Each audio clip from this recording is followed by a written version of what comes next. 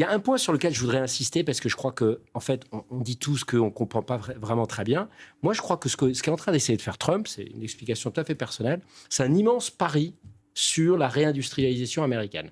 C'est-à-dire aujourd'hui, le pari qu'il fait, c'est qu'avec cette peur un peu sur la ville ou sur le village global, il fait passer le message à tous les grands industriels, les Allemands, les Français, les Italiens, les Chinois. Installez-vous aux États-Unis, c'est la seule manière d'éviter de subir mes foudres.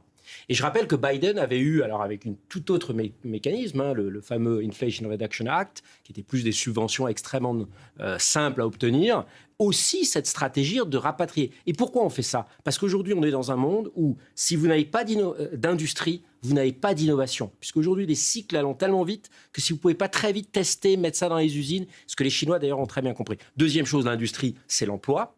Et donc, évidemment, aussi les électeurs. Et troisième chose, aujourd'hui, l'industrie, c'est ce qui vous permet de tordre le bras ou pas de manière géopolitique, Madame le disait tout à l'heure. Donc, c'est un vrai pari. Et d'ailleurs, Emmanuel Macron s'y est pas trompé. Vous avez vu le message subliminal adressé aux patrons français qui sont dans la salle de l'Élysée en ce moment. C'est « mettez en pause » tous les projets qui avaient été annoncés depuis 3 mois, on se rappelle, le LVMH, CMA, CGM, etc., qui se sont précipités aux États-Unis pour montrer que c'était... Là, on va bien voir, mais je crains qu'aujourd'hui, les intérêts particuliers de ces groupes-là résistent pas très très longtemps à la solidarité demandée par le président.